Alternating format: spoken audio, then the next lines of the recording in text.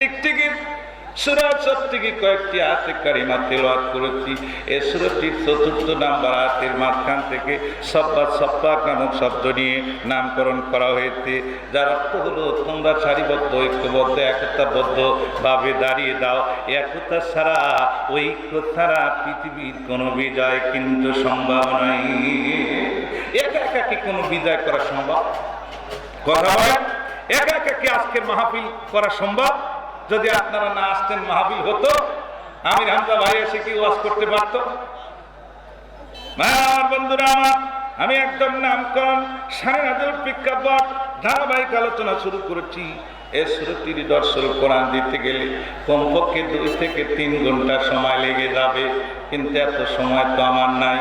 অতি সংক্ষিপ্ত করে বলতেছি, সূরাটি কোথায় নাযিল? অধিকাংশ তাফসীরকারদের মধ্যে এই সূরাটি উহুদ যুদ্ধের সমসাময়িক কালে মদিনায় অবতীর্ণ একটি সূরা। প্রশ্ন হলো, সূরাটি অবতীর্ণ হওয়ার কারণ কি?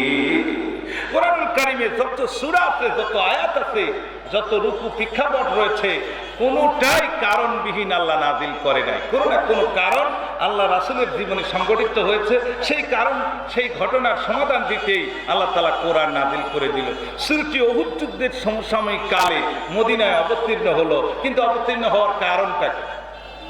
একটা কারণ আছে না? আমার ভাইরা মনোযোগ সহকারে শুনবেন। কারণটা হলো, এখানে সুইটেবল একটি ঘটনার বর্ণনা দেওয়া লাগবে। যদি শুধুমাত্র ওই ঘটনা বর্ণনা দিয়ে 1 ঘন্টা শেষ হয়ে যাবে।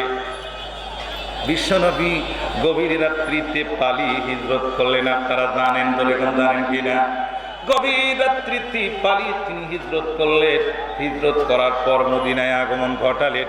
মদিনার লোকেরা সুস্বাগতম শুভেচ্ছা জানালো। সেখানে তিনি কোরআনের দাওয়াতি কার্যক্রম শুরু করে দিলেন। কিছুদিন দাওয়াতি কার্যক্রম পরিচালনা করার পর লোক সংখ্যা তৈরি হয়ে গেল। আমার আল্লাহ ডেকে কয়, বন্ধু তুমি মদিনাকে রাষ্ট্র ঘোষণা দাও, আর মদিনার সংবিধান হবে কোরআন। যদি কোন আল্লাহু আকবার। আমার বন্ধুরা আমার, আল্লাহর হুকুমে বিশ্বনবী মদিনাকে রাষ্ট্র ঘোষণা দিল, আর কোরআন দিয়ে মদিনা রাষ্ট্র পরিচালনা করতে লাগলো। এমন সময় আবু জেহেল বেটা খবর পাওয়া গেল। কি কোন পাবে না ভাই? আবু জেহেল খবর পাইলাম। আবু জেহেল সঙ্গে সঙ্গে একটা চিঠি লিখে দিয়েছেন বিশ্বনবী বরাবর। চিঠিটা বিশ্বনবীর দরবারে পৌঁছে গেল। সরাসরি তাফসীর থেকে বলতেছি, আপনারা খুলে দেখতে পারেন। বিশ্বনবী এবার আবু জেহেলের চিঠি পড়া শুরু করে দিলেন।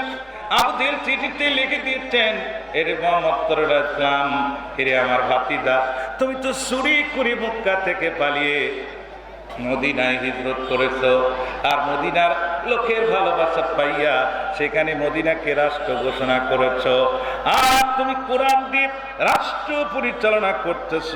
এরে মুহাম্মদ সাল্লাল্লাহু আলাইহি ওয়াসাল্লাম, আমরা তোমার মদিনা রাষ্ট্র দখল করে নেব, আর কোরআনকে ফু দিয়ে ফুৎকার দিয়ে নিভাইয়া দেব। যদি তোমার সৎসাহস থাকে, উহুদের ময়দানে আসো, তোমার সঙ্গে লড়াই হবে। কে বলেছে? আবু জেহেল বলেছে, যদি তোমার সৎসাহস থাকে তাহলে উহুদের ময়দানে আসো, তোমার সঙ্গে লড়াই হবে। আমরা তোমার রাষ্ট্রকে দখল করে নেব, আর কোরআন কি ফু দিয়ে ফুৎকার দিয়ে নিভাইয়া দেব। ইউরিদুনা লিইউতফিউ নূরাল্লাহি বিআফওয়াহিহিম ওয়াল্লাহু মুতিম নূরিহি ওয়ালাউ কারিহাল কাফিরুন। আর কাফিররা চায় কোরআনকে ফু দিয়ে ফুৎকার দিয়ে নিভিয়ে দিতে। আল্লাহ চায় কোরআন নামক আলোকে উজ্জ্বল করে প্রজ্বলিত করে জ্বালিয়ে রাখতে। ওয়ালাউ কারিহাল কাফিরুন, যদিও কাফিররা এটা পছন্দ করে না।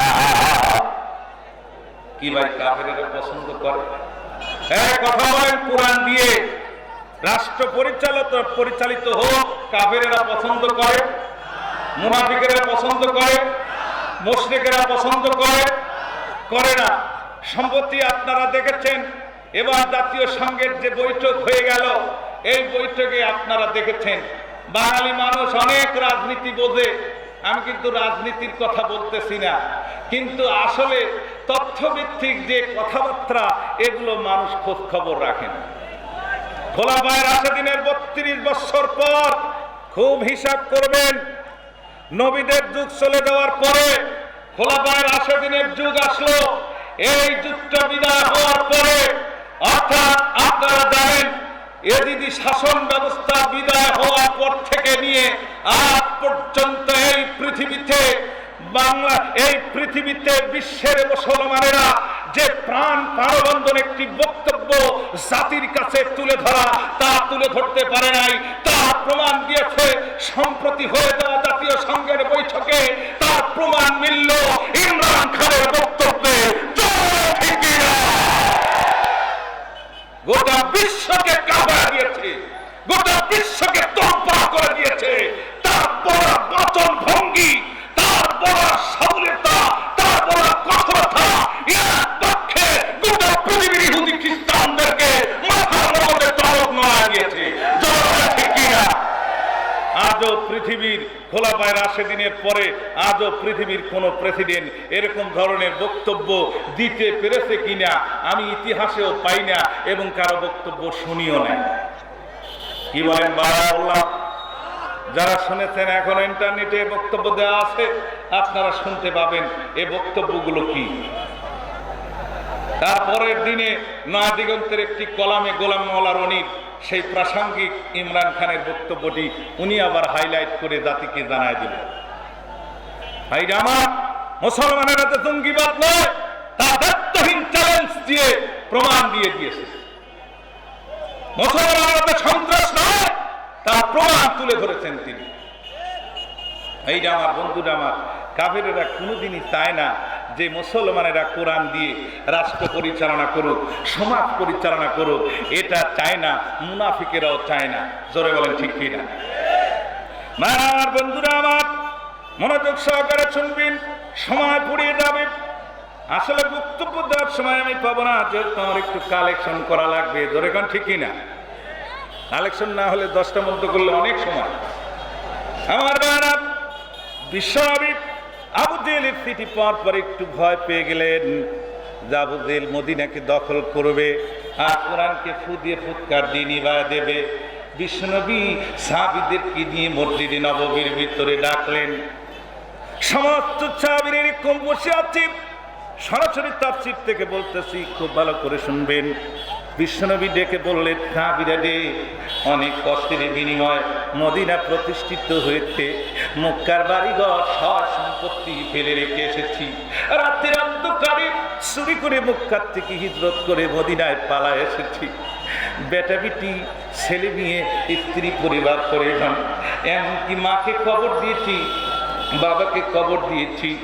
অনেক রক্তের বিনিময়, কষ্টের বিনিময় মদিনা প্রতিষ্ঠিত হয়েছে। এ মদিনাকে আবু জেহেল বাহিনী দখল করে নিতে চায়, তা হতে দেওয়া যাবে না। সাহাবীরা, তোমাদের মাল খামানা টাকা করে পয়সা করে রেডি করে ফেলো, উহুদের ময়দানে তোমাদের যুদ্ধ করতে যাওয়া লাগবে। আপনারা মনে করতেছেন সেই রাষ্ট্রের কথা বলতেছে হুজুর, এখন এই রাষ্ট্র মাস্ট্র নিয়ে আসে মনে হয় এখন রাজনীতি কথা বলুন। এরকম মনে করেন অনেকে যে কোরআনে কি রাষ্ট্র আছে, এই সব একটা কথা হইল নাকি? কি ভাই, এরকম অনেকে মনে করেন? কথা বলেন, আছে না? আমার বন্ধুরা আমার, একটু বোঝার চেষ্টা করেন। বিশ্বনবী সাহাবীদের উদ্দেশ্যে বক্তব্য দিয়েছি, সাহাবীরা তোমাদের মাল সামানা টাকা করে পয়সা করে রেডি করে ফেলো, উহুদের ময়দানে তোমাদের যুদ্ধ করতে যাওয়া লাগবে। সেই কথা বলার সঙ্গে সঙ্গে সাহাবীদের ভেতর হতে কিছু সংখ্যক মুনাফিক সাহাবীরা মসজিদ থেকে বের হয়ে গেলেন, নববী থেকে বের হলেন। এখানে 10 জন, ওখানে 5 জন, ওখানে 15, ওখানে 7, এখানে 8, এখানে 12-14, এরকম তারা দলে দলে টোবলায় দাঁড়ায় গেল। একে অপরের সঙ্গে ছোট বড় কথাবার্তা বলতে লাগলেন, ফুসফাস করতে লাগলেন, কানাঘষা করতে লাগলেন।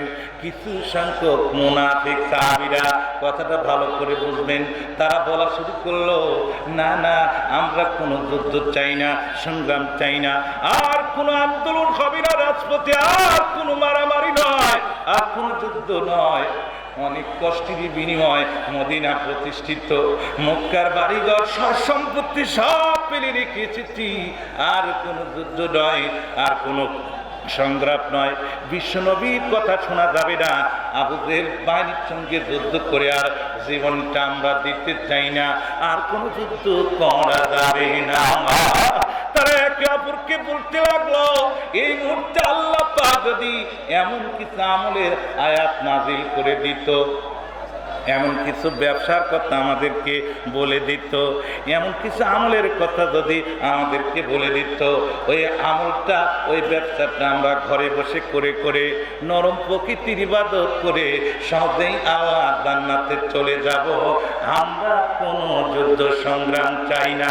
এই সমস্ত মুনাফিক সাহাবীদের কথার প্রতি উত্তর দিতেই উপরোক্ত আয়াতটি, উপরোক্ত সূরাটি মদিনায় অবতীর্ণ হলো। শিক্ষা দিয়ে বলেন সুবহানাল্লাহ। নাজিলের কারণটা কি বোঝা গেল? যখন রাষ্ট্র কায়েম করেছে, আর এই রাষ্ট্র আবু জেহেল বাহিনী হুঁশিয়ার করে দিল আল্লাহ রাসূলকে যে তোমার মদিনা দখল করে নেব, কোরআন উড়াইয়া দেব। যদি মুহাম্মদ তোমার সাহস থাকে তাহলে উহুদের ময়দানে আসো, তোমার সঙ্গে যুদ্ধ হবে। আল্লাহ রাসূল সাহাবীদেরকে ডাকে বসলেন যে যেহেতু আবু জেহেল যুদ্ধের ঘোষণা দিতে মদিনাকে দখল করবে, সুতরাং তোমাদের মাল সামানা, টাকা কড়ি পয়সা, অস্ত্র শস্ত্র যা আছে রেডি হয়ে ফেলো, রেডি হয়ে যাও, তোমাদের যুদ্ধ করতে দেওয়া লাগবে উহুদের ময়দানে। এই ঘোষণা যখন মসজিদে নববীর ভিতরে দেশে, কিছু সংখ্যক মুনাফিক সাহাবীরা মসজিদ থেকে বের হয়েছে, দলে দলে টোবলায় টোবলায় দাঁড়া করছে, এইসব রাজনীতির ভিতরে আমরা নাই, এসব যুদ্ধ টুদ্ধুর ভিতরে নাই, মিছিল মিটিংয়ে আমরা নাই।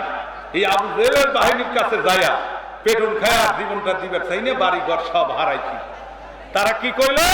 তারা বললো যে আল্লাহ এমন কিছু ব্যবসার কথা আমাদের জানায়া দাও, এমন কিছু আমলের কথা আমাদেরকে বলিয়া দাও, আয়াত নাজিল করে দাও, সেই ব্যবসাগুলো ঘরে বসে করিয়া নরম প্রকৃতির ইবাদত করে আমরা জান্নাতে চলে যাব, রাসূলের কথা শোনা যাবে। এরা কি এই মুনাফিকদেরকে ইন্ডিকেট করে উপরোক্ত আয়াতগুলো মদিনায় অবতীর্ণ হলো। এখন প্রশ্ন হলো, এই অবতীর্ণ হওয়ার কারণটা আমি বললাম। এবার আসেন মুনাফিক কারা, এই কথাটা একটু আলোচনা করে তারপরে আমি সরল অনুবাদে যাব। কি ভাই কষ্ট লাগতেছে? এনে কি মুনাফিক আছে? কথা বলেন, আছে? আমার কাছে যেন মনে হয় বাংলাদেশের 90% লোক এখন মুনাফিকের কাতারে। জনগণ ঠিক কি না? রাগ করতেছে? তাহলে মুনাফিক কারা, মুনাফিকের বৈশিষ্ট্য কি, মুনাফিকের গুণ কি একটু আলোচনা করে নিয়ে তারপরে ওয়াজটা করি। কি ভাই মন খারাপ হচ্ছে না তো? হ্যাঁ সম্মানিত ভাইরা, হাদিস শরীফে আসছে মুনাফিকের প্রধানত 3টা গুণ। কয়টা গুণ? এই যে আপনার মনের কাছে, আপনার বিবেকের কাছে প্রশ্ন করবেন এই গুণগুলো আছে কিনা। সেই লোকটা মুনাফিক অবস্থায় মারা যাবে। রাসূল মুনাফিকের জানাজা করতে নিষিদ্ধ করেছে। জোরে বলেন ঠিক কিনা? হযরত আবু যর গিফারী রাদিয়াল্লাহু তাআলা আনহুকে গোপনে এই কথাটা বলেছিলেন। হযরত ওমরের সময় এসে ওমর দেখতেন যে আবু যর গিফারী জানাজায় আছে কিনা। আবু যর গিফারী যে জানাজায় নাই, হযরত ওমর সে জানাজায়, কারণ মুনাফিকের তথ্য কেবলমাত্র আবু যর গিফারী রাদিয়াল্লাহু তাআলা আনহু জানতেন। মুনাফিকের জানাজা করা হবে? আমরা কত মুনাফিকের জানাজা করতেছি, নিজেই মুনাফিক, আবার মানুষের কি কবে, কি করবেন? কথা বলবেন? আমার বন্ধুরা, আমার আল্লাহর নবী বলেছেন যে লোকটা কথা বলতে মিথ্যা কথা বলে তিনি হলো মুনাফিক। 1 নাম্বার গুণ। 2 নাম্বার গুণ, তিনি ওয়াদা দিয়ে ওয়াদা ভঙ্গ করেন, তিনিও মুনাফিক। 3 নাম্বার গুণ হচ্ছেন যিনি আমানতের খেয়ানত অথবা মানুষের হক নষ্ট করেন, তিনিও কিন্তু মুনাফিক। এই মুনাফিকের জায়গা হবে জাহান্নামের সবচাইতে নিকৃষ্টতম জায়গায়। মুনাফিক থাকবে জাহান্নামের নিকৃষ্টতম এবং নোংরা জায়গা। কি ভাই 3টা গুণ কার কার আছে? এবার বুকে হাত লাগান, আপনারা পেয়ে যাবেন। আমার বন্ধুরা, আমার বাংলাদেশের 90% লোক মিথ্যা কথা বলে। এই যে মোবাইলে ফোন করে, ভাই কোথায় রয়েছে, কিন্তু নাটোর কয় আহমদপুর নামতেছি। কে বলেন কেন আপনি বলতেছেন? কথা বলার সময় তো সতর্কতা অবলম্বন করা দরকার। জোরেগণ ঠিক কি না? সত্য কথা বললে কি আপনার অসুবিধা হতো? এটা তো দূরের কথা, ডাহা মিথ্যা কথার সময় সময় আমরা বলে যাচ্ছি। যিনি মিথ্যা বলেন তিনি হচ্ছে মুনাফিক। ওই মুনাফিকের হজ, যাকাত, নামাজ, রোজাই কোনোটাই আল্লাহর দরবারে কবুল হবে না। নামাজ পড়ে কি করি? কাম তো হয় না। হ্যাঁ আমার বন্ধুরা আমার, যিনি ওয়াদা দিয়ে ওয়াদা ভঙ্গ করেন, বলেন আসেন নাকি ওয়াদা ভঙ্গ করেন? অসংখ্য মানুষ আমাদের দেশে যারা সমাজের প্রতিনিধিত্ব করেন, যারা সমাজপতি, সমাজসেবক, অধিকাংশ সমাজ প্রতিনিধিরাই ওয়াদা ভঙ্গ করে। জোরেগণ ঠিক কি না? এই তিনটি গুণের ভিতরে সবচাইতে মারাত্মক গুণ হচ্ছে আমানতের খেয়ানত বা মানুষের হক নষ্ট করা। আল্লাহর নবী বলেছেন, কোনো মানুষ যদি মক্কা শরীফে হজ করতে যায় আর মাকামে ইব্রাহিমের নামাজ 2 রাকাত নামাজ আদায় করে, নামাজ আদায় করার সঙ্গে সঙ্গে তার জিন্দেগীর সমস্ত গুনাহগুলো আল্লাহ পাক মাফ করে দেবে। সগীরা কবিরা শিরক বিদআত যত গুনাহ আছে আল্লাহ পাক সবগুলো মাফ করে দেবে, কিন্তু একটা গুনাহ আল্লাহ মাফ দেবে না। কোন মানুষ যদি হজ করবে, হজ করতে গেলে দুনিয়ার যত গুনাহ আছে, জিনা, ব্যভিচার, সগীরা কবিরা যত গুনাহ আছে সবগুলো, শিরক বিদআত সবগুলো আল্লাহ পাক মাকামে ইব্রাহিমে নামাজ পড়ার সাথে সাথে হাদিয়াল হারামাইনকে আল্লাহ মাফ করে দেয়, কিন্তু একটা গুনাহ মাফ হয় না। সেই গুনাহটা কি আপনারা জানেন? সেই গুনাহটা হলো আমানতের খেয়ানত অথবা হক নষ্ট করা। হকুল্লাহ, হকুল ওয়ালিদাইন, হকুন নাস। জোরেগণ ঠিক কি না? একটা হক হলো আল্লাহর হক, এটা আপনি প্রতিষ্ঠিত করতে পারেন নাই, আল্লাহ ইচ্ছা করলে মাফ করে দেবে। হকুল ওয়ালিদাইন, পিতামাতার হক, অনেক সময় পিতামাতা মাফ করে দেয়, দেয় কি দেয় না ভাই? পিতামাতা দয়ার সাগর, অনেক সময় মাফ করে দেয়। কিন্তু হকুন নাস, আপনি একজনের 50,000 টাকা আত্মসাৎ করেছেন আর মক্কা ঘরের গ্লাস ধরে, মক্কা কাবা শরীফ ধরে চিল্লা চিল্লা যদি কান্দেন, কি মাফ হবে নাকি ভাই? কথা বলেন, মাফ হবে? হয় না আমার বন্ধুরা আমার? এই গুনাহটা সবচাইতে মারাত্মক, কিন্তু এই হকেরও আবার বিশেষ কয়েকটা ক্যাটাগরি আছে। জোরে কোন আছে কিনা ভাই? হকটা কি আমাদের এটা বোঝা লাগবে। আমরা মনে করি যে একজনের কাছে গ্রামের কবরস্থান বা মসজিদ মুক্ত মাদ্রাসার টাকা আমরা রাখছি, 20,000 সে খায়া বলাইছি, আমানতের খেয়ানত করছে বা হক নষ্ট করছে। একজনের হক মনে করেন রিলিফ, এই রিলিফটা একজন গরিব মানুষের হক মারিয়ে খাইছে, আমরা মনে করি এই ধরনের হলো হক। জোরে কোন ঠিক কিনা? কিন্তু আরো অসংখ্য আমানতের খেয়ানত বা হক, দুটি একই পর্যায়ের কথা। জোরে কোন ঠিক কিনা? আমার বন্ধুরা আমার, কেউ যদি কারো টাকা আত্মসাৎ করে, এটি ব্যক্তিগত হক, নষ্ট করলো ব্যক্তিগত হক, পারিবারিক হক, সামাজিক হক, ধর্মীয় হক, রাষ্ট্রীয় হক, অনেকগুলো আছে। আল্লাহ নবী বলেছে, কোনো মানুষ যদি মক্কা শরীফে হজ করতে যায়, মাকামে ইব্রাহিমে নামাজ পড়ার সাথে সাথে তার জিন্দেগীর সব গুনাহগুলো মাফ হয়ে যাবে, একটা গুনাহ মাফ হবে না, সেটি হলো আমানতের খেয়ানত অথবা মানুষের হক। কোনো মানুষ যদি মসজিদের টাকা আত্মসাৎ করে, এই গুনাহটি হজ করার পরে আল্লাহর দরবারে মাপ হবে না কো ভাই। কোনো মানুষ যদি তার সমস্ত সম্পত্তিগুলো মেয়েদেরকে ফাঁকি দিয়ে ওয়ারিসদের বঞ্চিত করে ছেলেদের নামে রেজিস্ট্রি করে দিল, এই গুণটি আল্লাহর দরবারে হজ করার পরে মাপ হবে না কো ভাই। কোনো মানুষ যদি কোনো তরুণী যুবতী সুন্দরী নারীকেই প্রাসবিক ন্যায় দেয়, তার সতীত্ব লুটে নেয়, এই গুণটি হজ করার পরে আল্লাহর দরবারে মাপ হবে না কো ভাই। কোনো মানুষ যদি রেলগাড়িতে চলাচল করে, বিনা টিকিটে চলাচল করে, এই গুণটি হজ করার পরে আল্লাহর দরবারে মাপ হবে না কো ভাই। কোনো মানুষ যদি কোনো মানুষের নাগরিক অধিকার হস্তক্ষেপ করে, গণতান্ত্রিক অধিকার বিনষ্ট করে, এই গুণটি আল্লাহর দরবারে হজ করার পরে মাপ হবে না কো ভাই। কোনো মানুষ যদি রাস্তাঘাট, bridge, culvert, relief, visiting card, school, college, মসজিদ, মক্তব, মাদ্রাসা, রাস্তাঘাট, ব্রিজ নির্মাণ করতে গিয়ে যদি সরকারি টাকা থেকে টাকা আত্মসাৎ করে, এই গুণটি হজ করার পরে আল্লাহর দরবারে মাফ হবে না গো ভাই। সবচেয়ে মারাত্মক গুনাহ হলো সরকারি সম্পদ। এই গুনাহটা তওবা করার পরেও মাফ পাওয়ার কোন সুযোগ? তওবারও তো একটা ক্ষেত্র আছে। রেলগাড়িতে আপনি ফাঁকি দিয়েছেন, 16 কোটি মানুষকে ফাঁকি দিয়েছেন, কয়েকজনের কাছে মাফ চাবেন? কথা বলে তাই বিনা টিকিটে যাওয়া বলে, 16 কোটি মানুষের কাছে ঋণী হয়ে যাবে। এই রাস্তা নির্মাণ করার জন্য সরকার 5 লক্ষ টাকা দিয়েছে, ঠিকাদার বা কন্ট্রাক্টরকে দিয়েছে 1 লক্ষ টাকা, কাজ করে দেবে।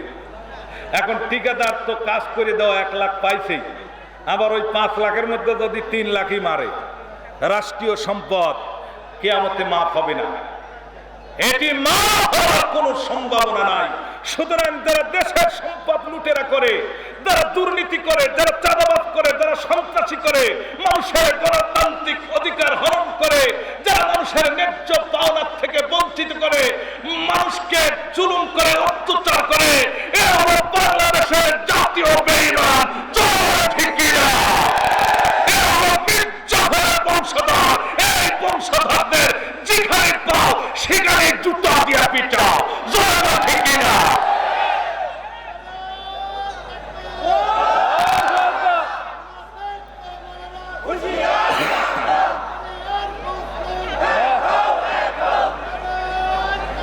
সম্মানিত ভাইরা, আমি অনেক সময় বক্তব্য দিই, আমরা সরকারের পক্ষে কথা বলি, কারণ প্রধানমন্ত্রী দুর্নীতির ব্যাপারে কঠোর। জোরে কোন ঠিক কি না? সুতরাং দুর্নীতির বিরুদ্ধে আমরা কথা হাইলাইট করবই, জাতিকে উদ্বুদ্ধ করবই, জাতিকে স্মরণ করিয়ে দেব, কারণ দেশটা 16 কোটি মানুষের দেশ। জোরে কোন ঠিক কি না?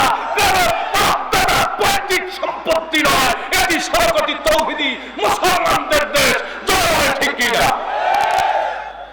সুতরাং আমরা প্রধানমন্ত্রীর কথা হাইলাইট করব। কি বলেন, রাগ করতেছেন? আমরা তো কারণ নামেও কইনি, তারপরেও কেন আমাদের কথা বলতে দেন না? কারণ আমরা মানুষকে পরিশুদ্ধ করার জন্য, আত্মার আত্মশুদ্ধির করার জন্য আমরা বক্তব্য দিয়ে থাকি। জনগণ ঠিক না? আজকে যে ক্যাসিনো চলছে, এই ক্যাসিনোর ব্যবসা, এই ক্যাসিনোর যুগ ছিল বিশ্বনবী, ক্যাসিনোর যুগেই তার জন্ম হয়েছিল, মদের যুগে, জুয়ার যুগেই তার জন্ম হয়েছিল, আইয়ামে জাহিলিয়াতের যুগেই তার জন্ম হয়েছিল। ঠিক কি না? সেই আইয়ামে জাহিলিয়াতের যুগ এখন আমাদের কাছে চলে এসেছে। জোরে বলেন ঠিক কি না? আজকে বাংলাদেশে আমি বলে গেলাম, আমি ছোট্ট একটি কথা বললাম, এই বাংলাদেশ যদি দুর্নীতিমুক্ত দেশ হয়, এই বাংলাদেশ যদি লুটপাটের দেশ যদি না হয়, সত্যিকারের দেশ হয়, দুর্নীতিমুক্ত দেশ হয়, তাহলে বাংলাদেশের অর্থায়নে বাংলাদেশের মানুষের তৌহিদি জনতার টাকা দিয়ে প্রতি বছর একটি করে পদ্মা সেতু নির্মাণ করা যাবে। কারোর কাছে ভিক্ষা করা লাগবে না আমাদের। কি বাস্তব না বাস্তব আপনারা দেখেন, কেবল কয়েকজন ধরা পড়ছে, হাজার হাজার কোটি কোটি টাকা বের হয়ে আসে। ঠিক কি না? এরা দেশের শত্রু, এরা মির্জাফরের বংশধর। যারা বলেন ঠিক কি না? কষ্ট লাগতেছে মনে হয়। কিছু সংখ্যক লোকের মন খারাপ হয়ে যাওয়ার সম্ভাবনা রয়েছে বলে ধারণা করা হচ্ছে। কি ঠিক কি না? আছেই তো শয়তান কুলু মারতেছে যে দেখ তোকারের বিরুদ্ধে কইতেছে। কি ভাই, কার বিরুদ্ধে কইতেছে? শয়তান ওইলি থাকে, শয়তান ওগুলো নিয়ে সমালোচনা করে। তো যাই হোক, একটু কষ্ট হচ্ছে ভাই, একজন আরেকজনকে সহযোগিতা দেবেন না? তাহলে একটু আগায় বসা লাগবে। লোক কিন্তু অনেক এসে গেছে, আমারও বিদায়ের ঘন্টি অল্প টাইমেই বাঁধবে। জোরে করে ঠিক একটু আগায় আসেন আর জিকির করেন লা ইলাহা ইল্লাল্লাহ, কালিমা লা ইলাহা। একটু আগে আসা লাগবে। প্রয়োজনে একটি নির্দেশনা দিচ্ছি, গরম ধরলে আপনি জামা খুলে ফেলেন, যদি গায়ে গেঞ্জি থাকে অসুবিধা নাই, আপনি খুলে ফেলতে পারেন, এতে কোনো সমস্যা নাই।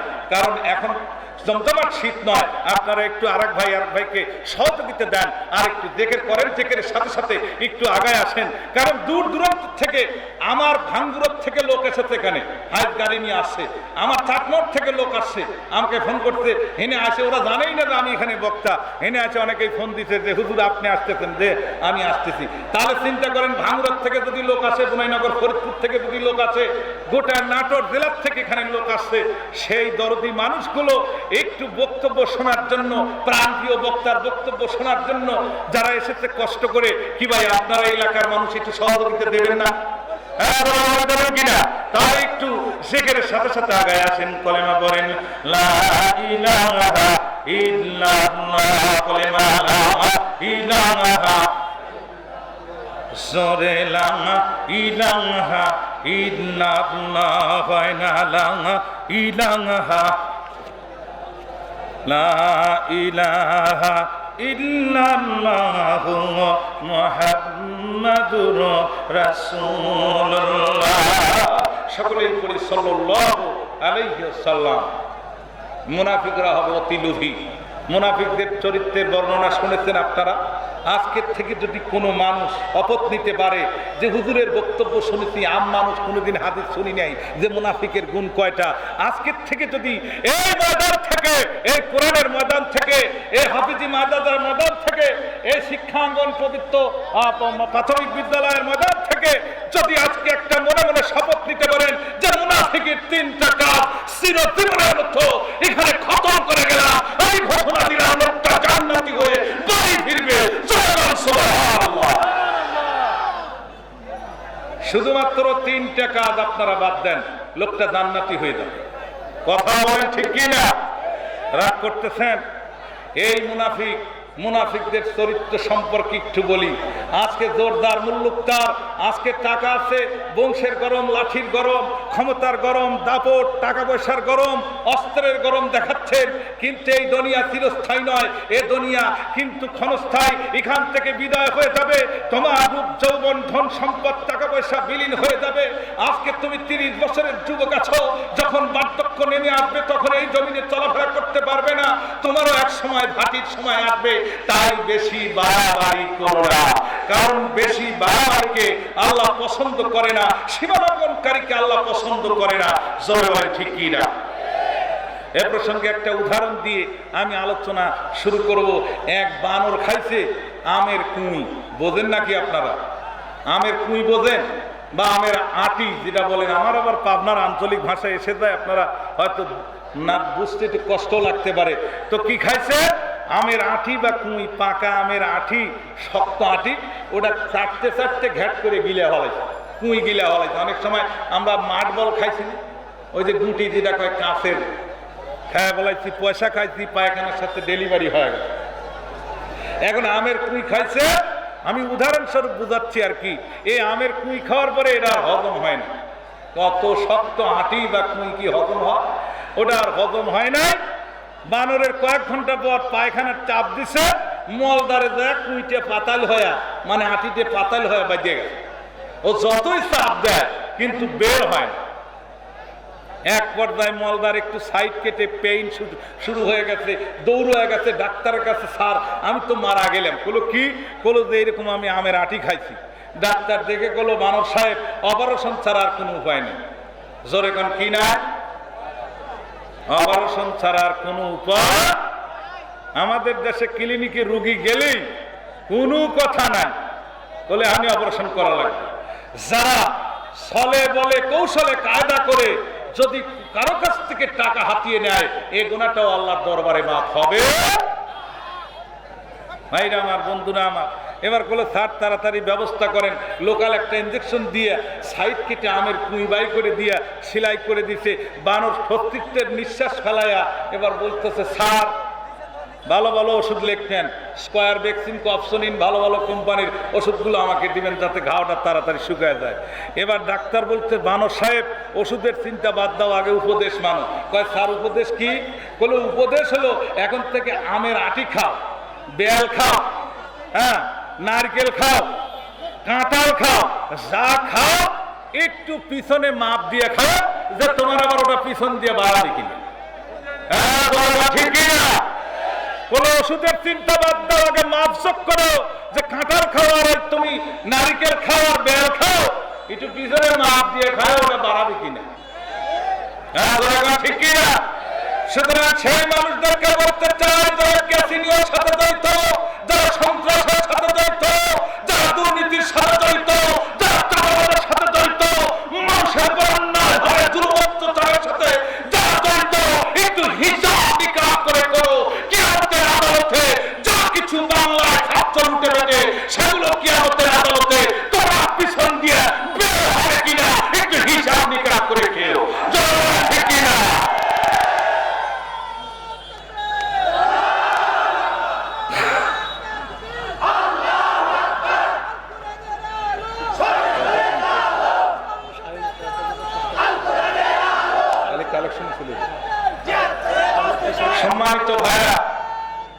সম্মানিত ভাইরা, আপনারা খেয়াল করেন, লোক জমজমাট হয়েছে, আমি জানি কষ্ট করে আসছেন আপনারা আপনাদের প্রধান মেহমানের আলোচনা শোনার জন্য। আমাদের ভাঙ্গুরাতে প্রোগ্রাম ছিল, আর বনাইনগর ফরিদপুরে প্রোগ্রাম ছিল, অনেকেই যাওয়া হয়েছিল কিন্তু প্রোগ্রাম হলো না। আমার বাড়ির পাশে প্রোগ্রাম ছিল 5ই নভেম্বর, একই সাথে আমিও ছিলাম, সে প্রোগ্রামটা ক্যান্সেল হয়ে গেছে। হযরতুল আল্লাহ মাওলানা আমির হামজার ওয়াজ বিভিন্ন জায়গায় ক্যান্সেল হয়ে যাচ্ছে, আপনারা শুনতে পান না। অনেক কষ্ট করে এসেছেন, এই এলাকার মানুষ দল বল নির্বিশেষে যারা শ্রম দিয়েছে, আল্লাহ এর অবশ্যই ফায়দা দেবে, জোরে দেবে কিনা।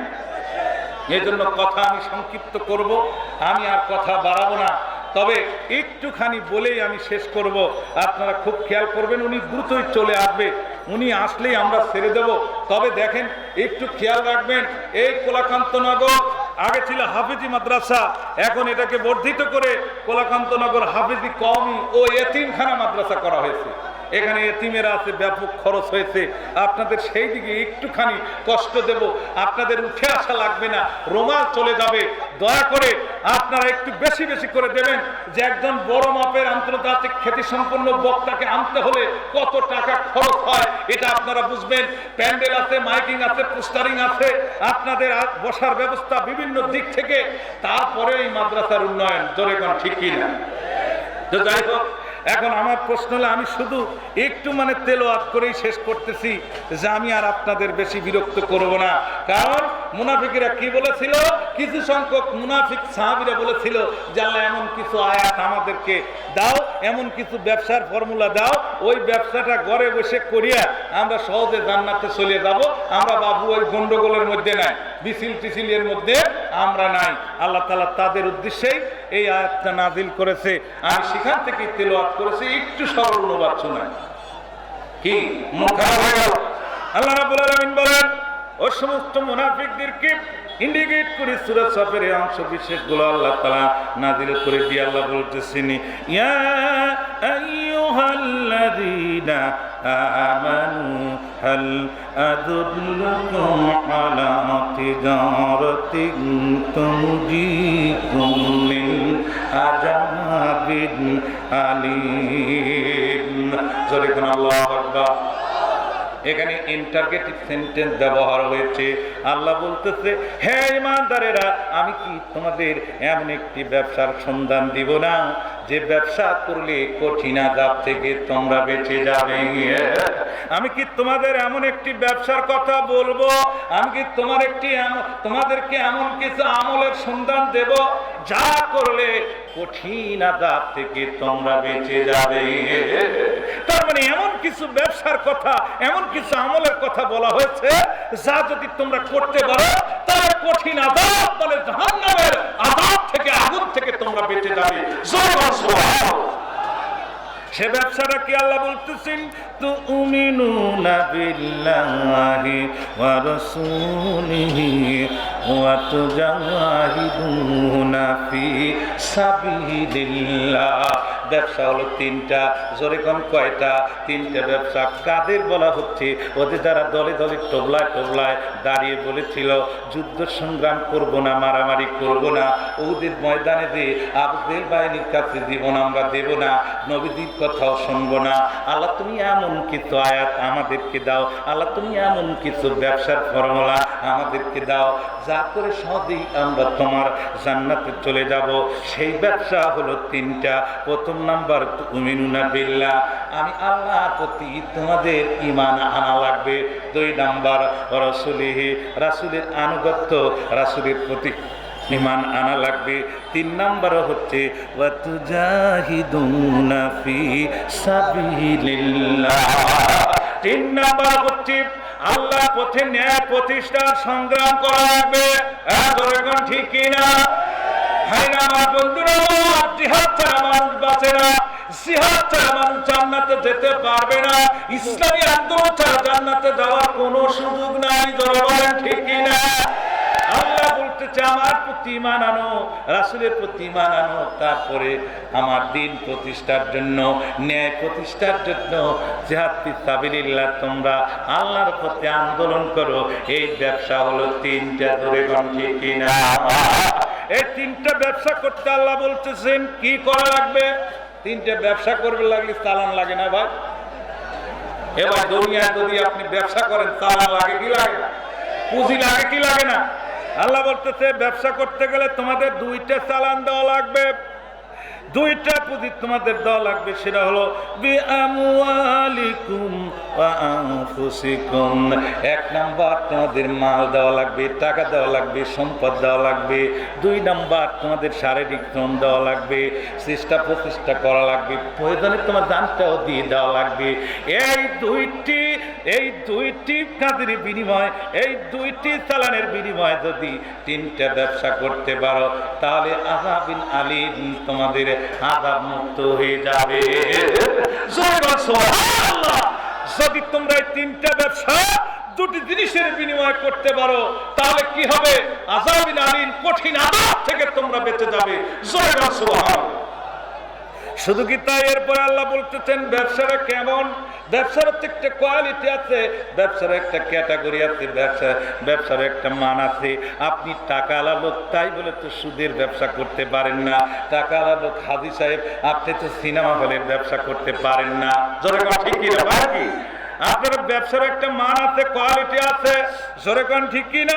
আল্লাহ বলতেছি এই ব্যবসাটা কেমন ব্যবসা। আল্লাহ বলতেছেন যালিকুম খায়রুল লাকুম ইন কুনতুম তাআলামুন।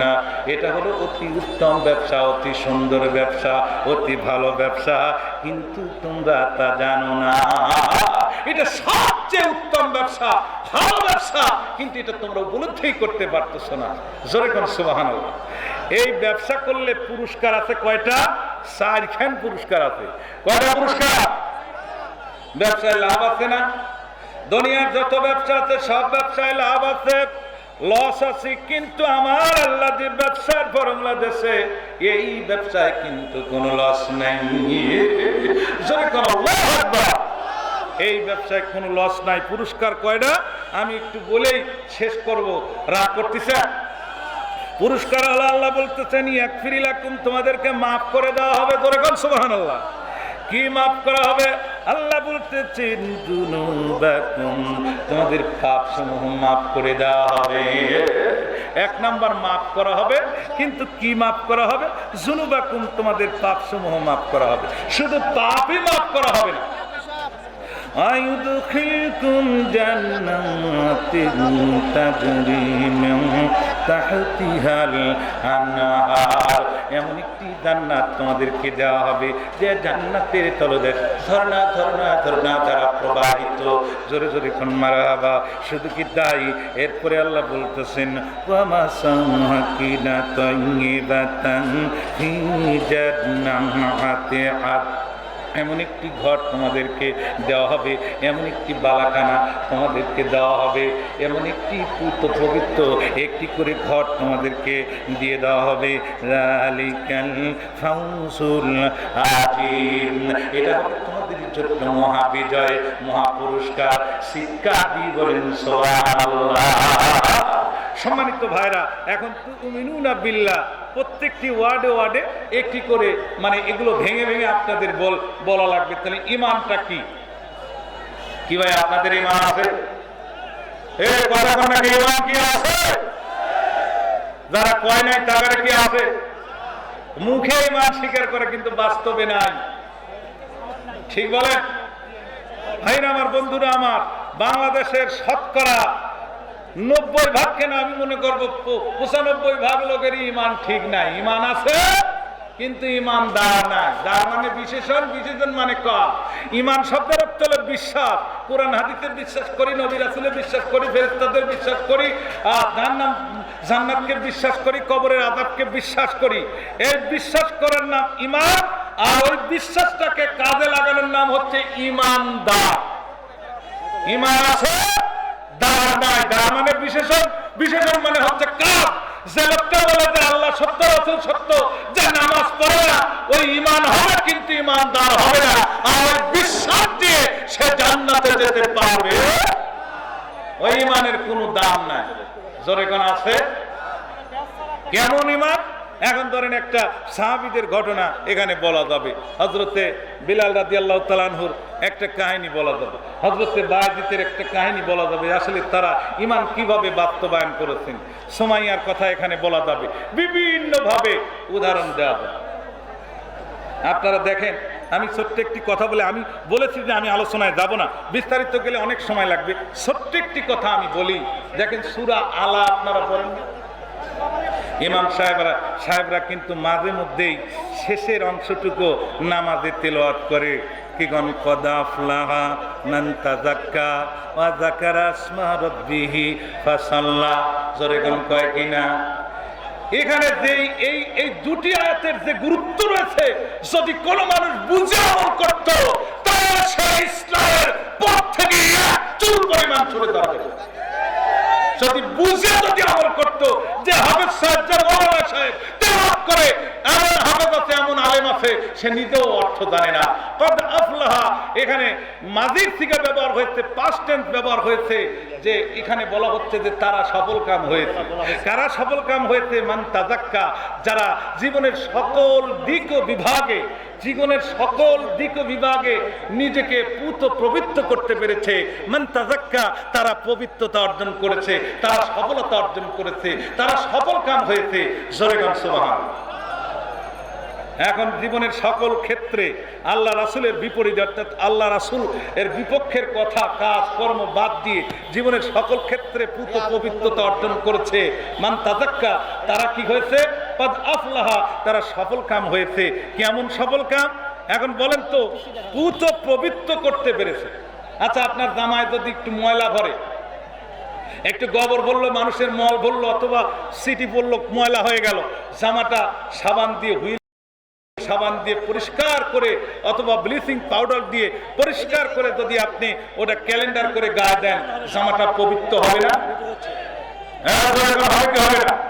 কিন্তু জামাটা যদি অবৈধ টাকায় কিনা থাকে, যদি ক্যাসিনোর টাকায় কিনা থাকে, যদি সুদের টাকায় কিনা থাকে, কোটি কোটি বার সাবান দিয়ে ধুলেও ওটা পবিত্র হয় না, হবে না। ওটা পবিত্র হওয়ার কোনো সম্ভাবনা নাই। একজন প্রফেসর সাহেব, একজন অফিসার সাহেব, ইঞ্জিনিয়ার সাহেব, তিনি চাকরি করেন 50,000 টাকা বেতনে, কিন্তু একটি ব্রিজ কালভার্টের অনুমোদন দিতে গিয়ে সেখানে 20,000 টাকা খেয়েছে। কয় হাজার? ঘুষ খাইছে, ফাইল সই করে দিছে, কাজের মান খারাপ হয়েছে, টাকার বিনিময়ে ফাইল সই করে দিছে।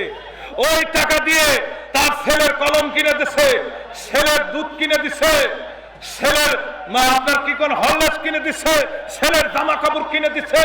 ওই 2 বছরের ছেলে লেখাপড়া করেছে বাবার অবৈধ টাকায়, সে বড় হয়েছে। বড় এই সন্তানটা বৈধ কায়দায় বড় হলো না অবৈধ কায়দায় বড় হলো? ঠিক কিনা? ওই ছেলেটা মাংস রক্ত যা কিছু তৈরি হয়েছে তা অবৈধ টাকায়, অপবিত্র অপবিত্র মান তাযাক্কা হতে পারে নাই। ঠিক কিনা?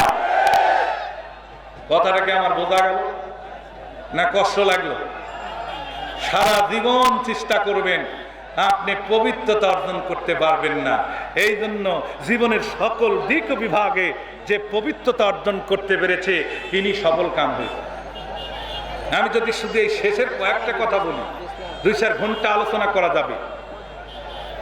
আমার খুব খেয়াল করেন, তাহলে একটা মেয়ে একটা ছেলে অবৈধভাবে সন্তান জন্ম দিলে যেমন অবৈধ সন্তান হয়, জনগণ আপনার গোটা জিন্দেগির অবৈধ টাকায় আপনার পরিবারের, আপনার ছেলে মেয়ের রক্ত মাংস গড়ে উঠেছে, এটি অবৈধ টাকায় গড়ে উঠেছে।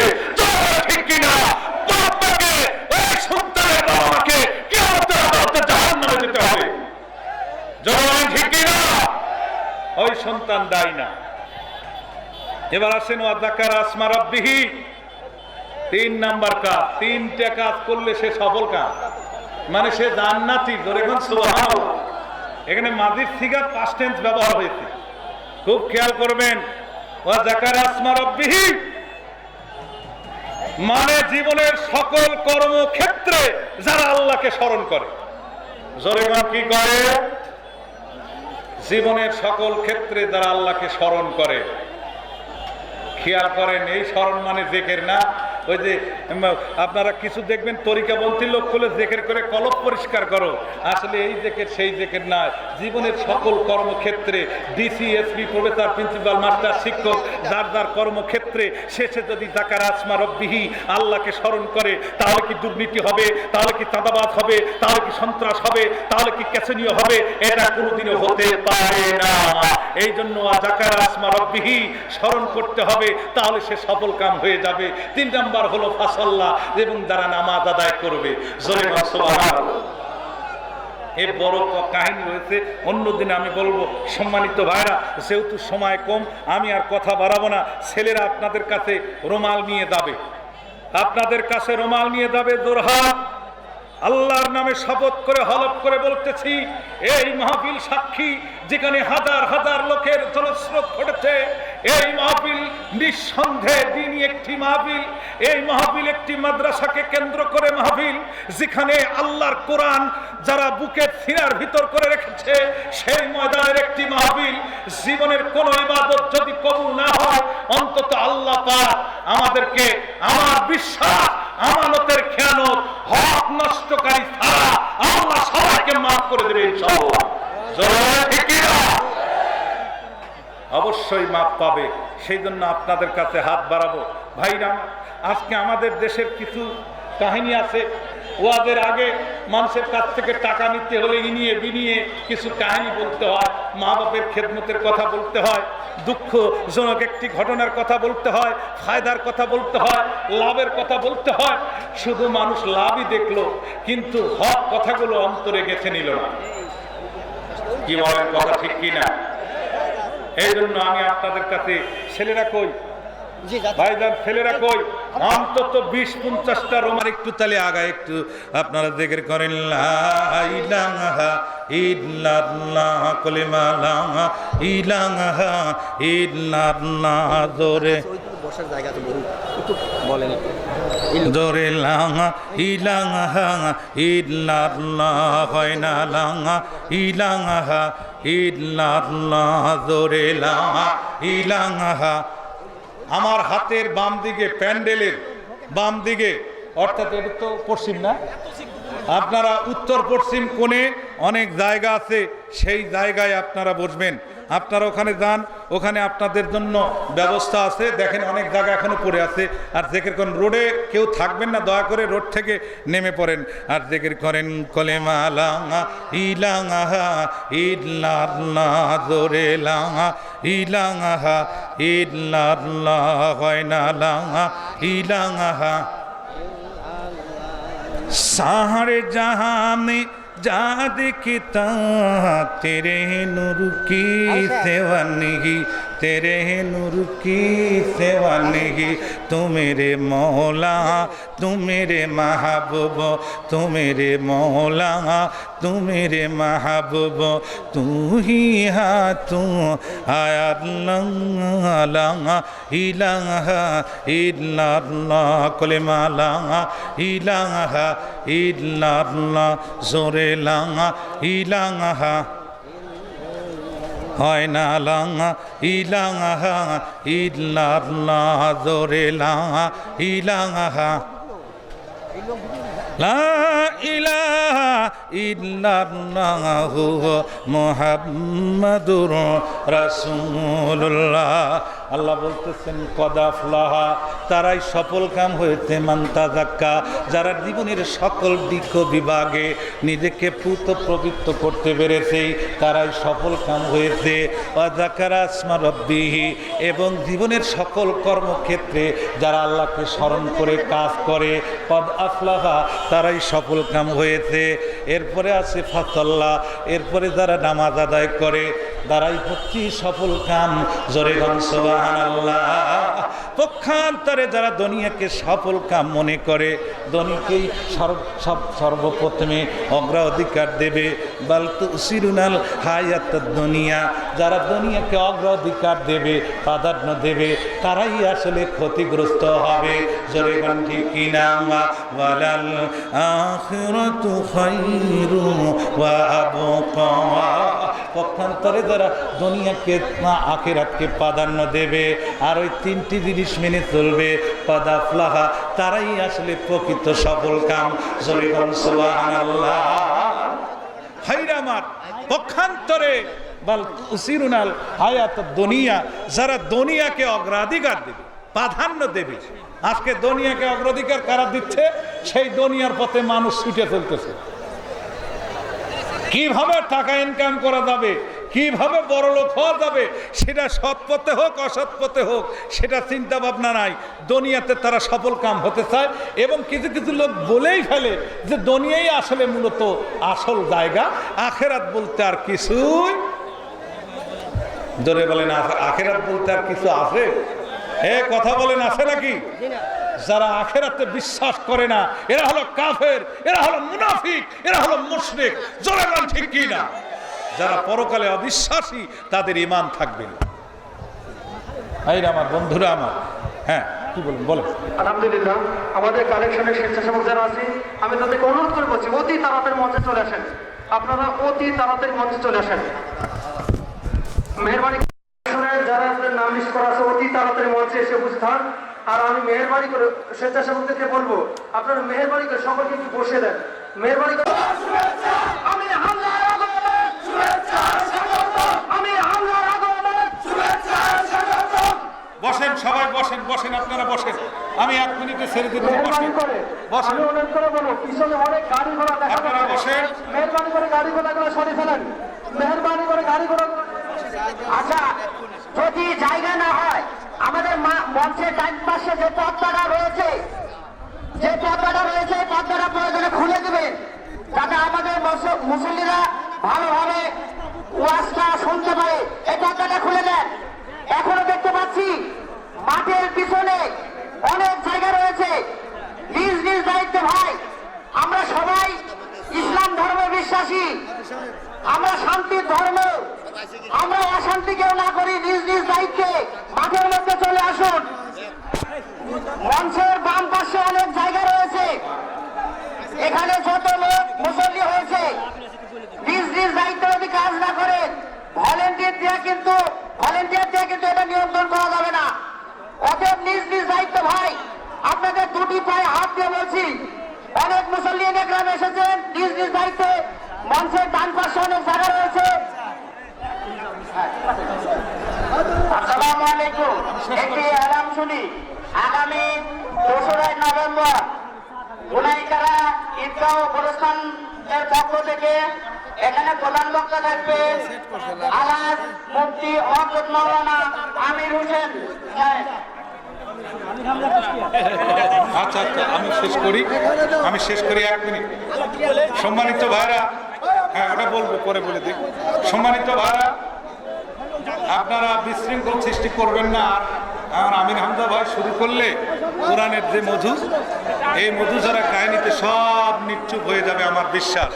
তো যাই হোক, আমি শেষ করছি। আমার ত্রুটি বিচ্যুটি খুব সুন্দর দৃষ্টিতে দেখবেন।